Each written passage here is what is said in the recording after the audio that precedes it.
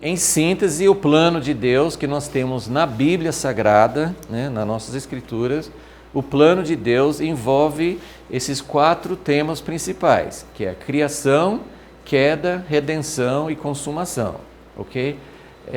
Uma coisa assim que eu sempre chamo a atenção, não sei se você já parou para ver isso, é que qual a parte da Bíblia que é dedicada a cada uma dessas partes? Qual a porcentagem, ou aonde que a gente encontra, assim, será que criação, queda, redenção, consumação, né? O desenho já está mostrando, né? Mas qual a proporção das escrituras que nós temos para cada uma dessas partes? Então você tem, assim, lógico que tem referências em Salmos, em Isaías, assim, mas na sequência bíblica a criação é Gênesis 1 e 2. Criação, Gênesis 1 e 2. A queda é Gênesis 3. Né? E a consumação é Apocalipse 21 e 22. Mais uma vez, não é só, você vai encontrar muitas profecias, vai encontrar outras partes da Bíblia que se referem, mas na sequência da Bíblia, quando você chega a Apocalipse 21 e 22, vai falar sobre a consumação. E então você tem que a grande maioria da Bíblia está falando sobre a redenção. Os assuntos que têm a ver com redenção ocupam quase toda a Bíblia, e nessa história da redenção, 75%, que é o assunto principal da Bíblia, né, a história da redenção, está no Antigo Testamento. Isso significa que o Antigo Testamento é muito importante para nós. Se você olhar mais ou menos o tempo decorrido de Abraão até Jesus, aproximadamente 2.000 anos.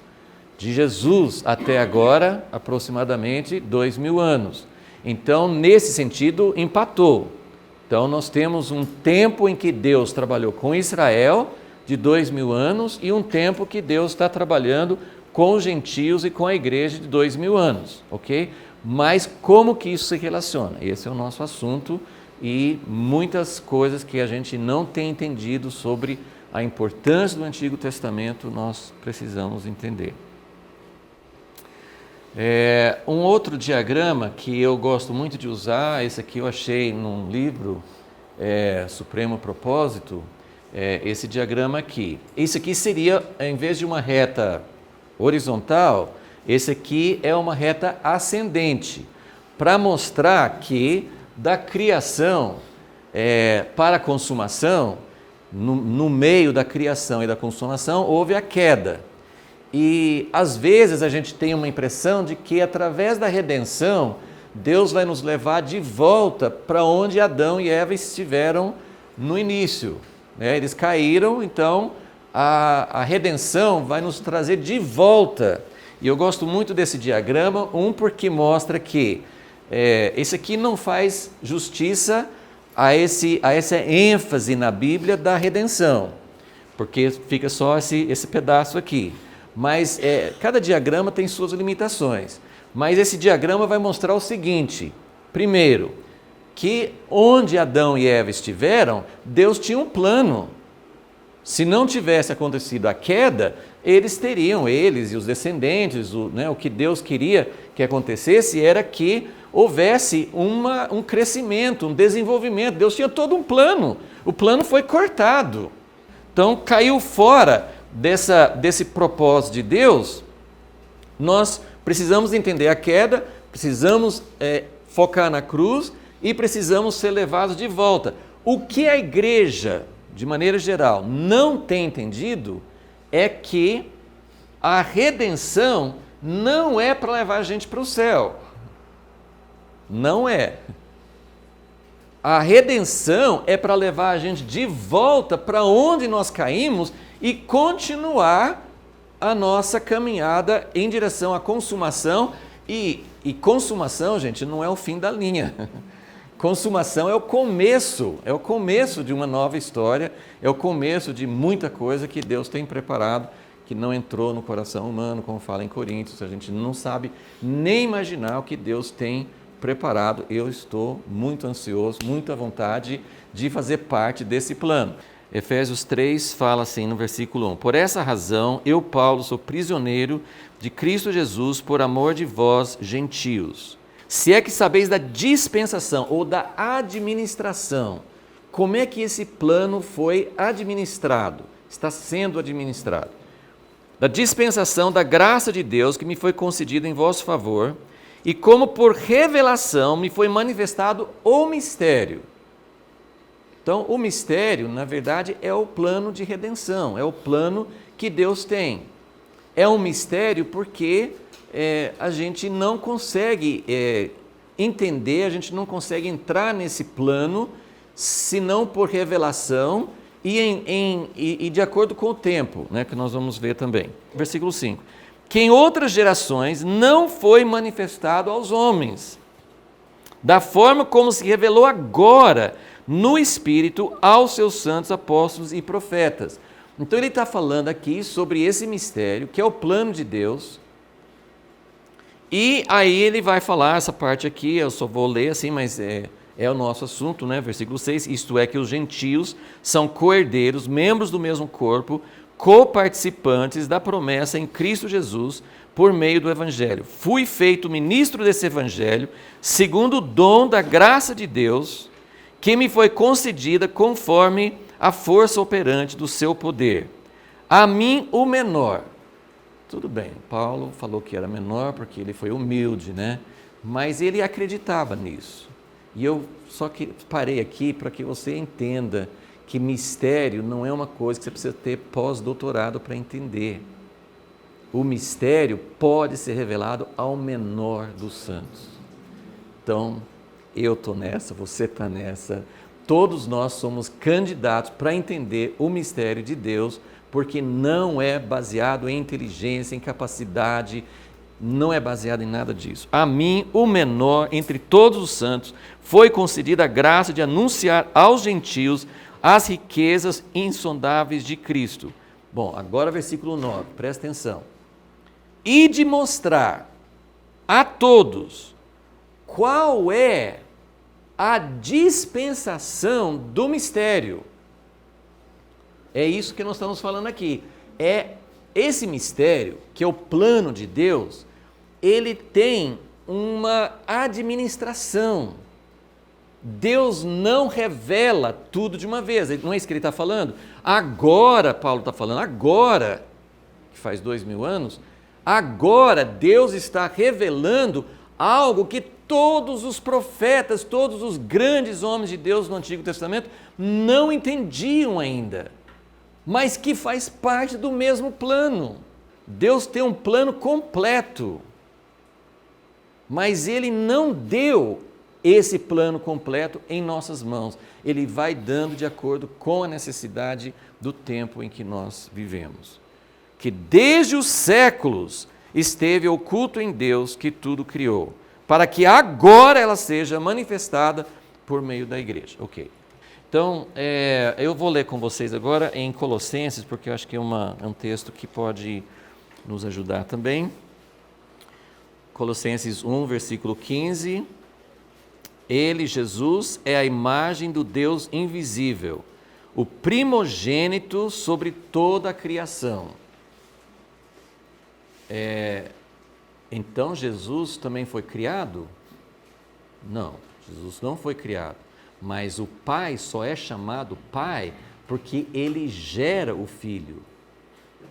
E isso, o Filho não é menos eterno do que o Pai. Coisas que a gente não consegue colocar, né, na nossa linha de raciocínio humano. Mas Ele é o primogênito, Ele foi gerado por Deus. Ele é continuamente gerado por Deus, porque tudo que Ele é, o Filho falava, Jesus sempre falava, eu não posso fazer nada sem o Pai, eu olho para o Pai fazendo as coisas e faço igual. Ele é a expressão, porque Ele é a imagem do Deus invisível, o primogênito sobre toda a criação, porque nele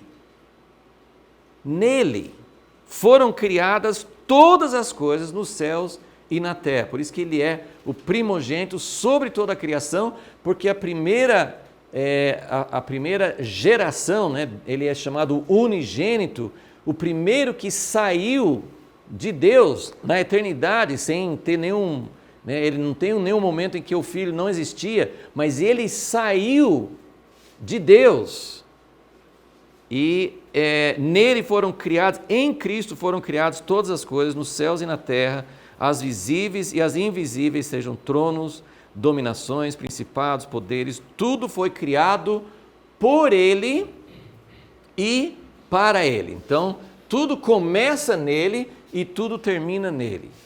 Esse texto de Efésios 1 também é muito fundamental. Efésios 1, 9. E fez com que, versículo 9, fez com que conhecêssemos o mistério da sua vontade. Então, o mistério da sua vontade, o que é a sua vontade? O plano de Deus. Ele nos fez conhecer o mistério da sua vontade, segundo a sua boa determinação, né? Algumas Bíblias falam beneplácito, né? Ele tem prazer, Deus gosta de fazer coisas boas, segundo o seu beneplácito, que nele propôs. Esse nele propôs dá a ideia assim de que os dois conversaram, e os três, né, com o Espírito Santo. Então, o Pai propôs em Cristo e o Filho dizia: gostei, Pai, esse plano é maravilhoso. E olha que, né, tem uma parte que trazia sofrimento para todos eles, né? Então, ele fez uma boa determinação. Agora o versículo 10. Para a dispensação ou administração da plenitude dos tempos, de fazer convergir em Cristo todas as coisas, tanto as que estão no céu como as que estão na terra. Efésios 1:11. Nele também fomos feito herança, predestinados conforme o propósito daquele que faz. A maioria das coisas ele faz de acordo com a sua intenção original. É isso que fala aí? Não, ele faz todas as coisas de acordo com o desígnio, o plano original, todas as coisas. Então tem um versículo também que eu gosto sempre de aplicar, porque muita gente cita esse versículo de maneira errada. Quem sabe que está escrito em Romanos 8:28? Todas as coisas cooperam para o bem. De quem? Daqueles que amam a Deus. Tá bom, eu amo a ti, Senhor. Tá, então eu estou nessa. Não, mas o versículo não termina aí. Quem mais? Daqueles que são chamados segundo o seu propósito. Aí sim, né, gente, vamos pegar esses textos, porque tudo vai cooperar para o bem se nós amamos a Deus e se nós queremos que até as coisas que aparentemente estão dando errado na nossa vida, se isso nos leva para o propósito de Deus, está sendo para o nosso bem, amém? Então isso é muito importante a gente aplicar. Vamos lá, Isaías 46.